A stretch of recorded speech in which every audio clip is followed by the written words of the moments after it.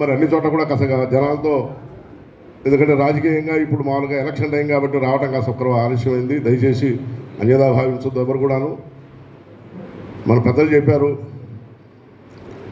నేను గతంలో కూడా మీటింగులో చాలాసార్లు చెప్పాను, మీకు సమస్యలు వచ్చినప్పుడే సంఘాలు, అటు సుబ్రహ్మణ్యం గారు ఉన్నారే, అర్ధరాత్రి పడిపోతే ఏదన్నా కనుక అవసరం ఉంటే మనకు సహకరిస్తాడు, అర్ధరాత్రి అయినా అపరాత్రి అయినా మనకు ఆయన అన్ని విధాలు కూడా సహకారంగా ఉంటుందని చెప్పాలని అనుకుంటూ ఉంటారు.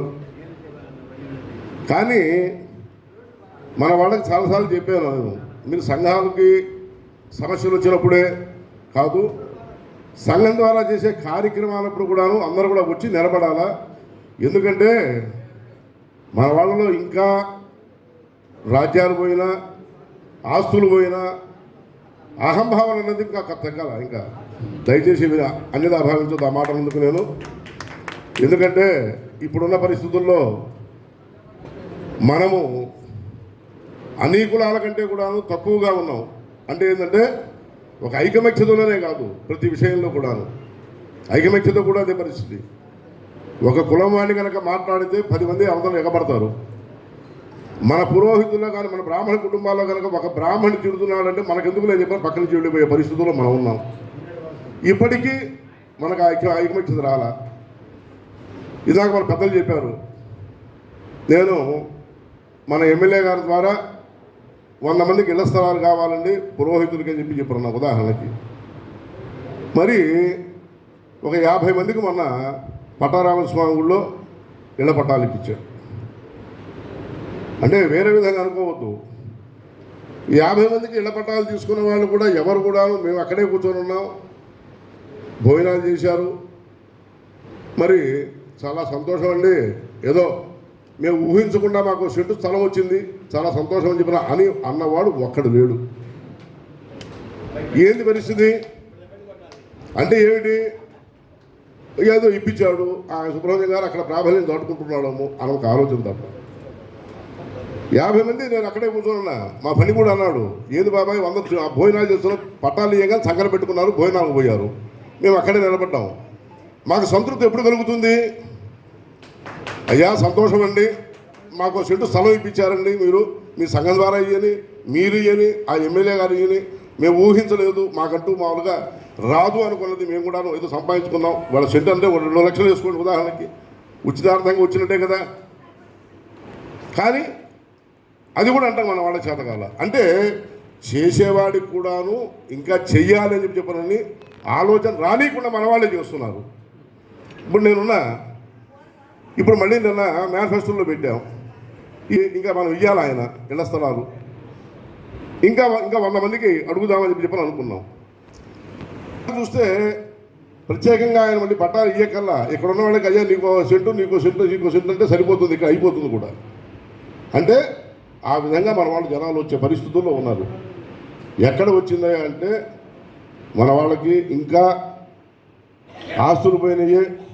మనం ఏదో బతుకు తెరువుకి పట్టణాలకు వచ్చాం, మనం ఇప్పటికైనా కూడాను ఒక సంఘటితంగా ఉండాలా, కలిసికట్టుగా ఉండాలా, మనందరం కలిసి ముందుకు వెళ్ళాలా అన్న ఆలోచన కనుక ఎప్పుడైతే కనుక మనలో వస్తుందో ఆ రోజున మనకి ఒక ప్రాబల్యం మనము నరసరావు గారు కాదు ఎక్కడైనా సరే మనం కూడాను మామూలుగా ఒక స్థాయిలో ఉండగలుగుతాం. కానీ అట్లాంటి ఆలోచన మన వాళ్ళకి రావట్లేదు.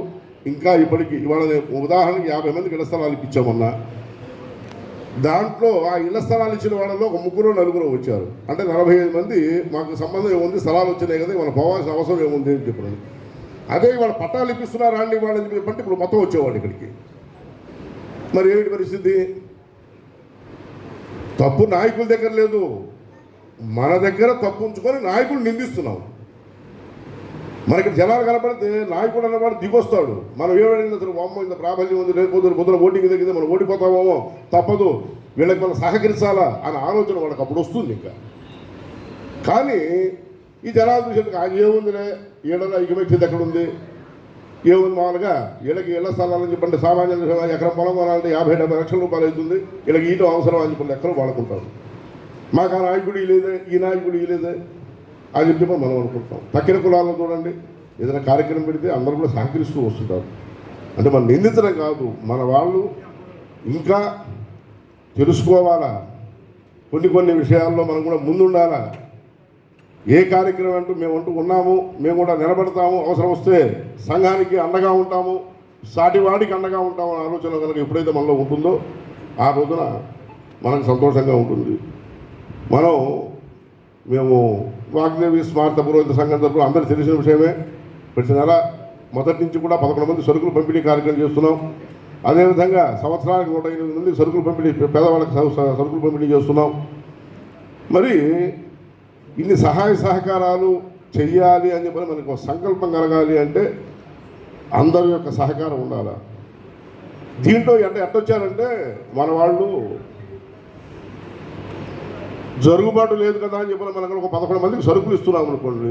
ఈ బయట కూర్చున్న వాడు అంటే మన వాళ్ళలో ఉన్న యుగో చెబుతున్నా, బయట కూర్చున్న వాడు అంటాడు, ఆ లోపల తీసుకొని బయటకు వస్తున్నాడే ఆమె వస్తుంది చూసావా, ఆమె కొడుకే ఉద్యోగం చేస్తున్నాడు, ఏమొచ్చి ఇక్కడ ఇస్తుంది, ఉన్నవాళ్ళకి ఇటువైందా వీళ్ళు సంఘం వాళ్ళు అని చెప్పి అంటారు.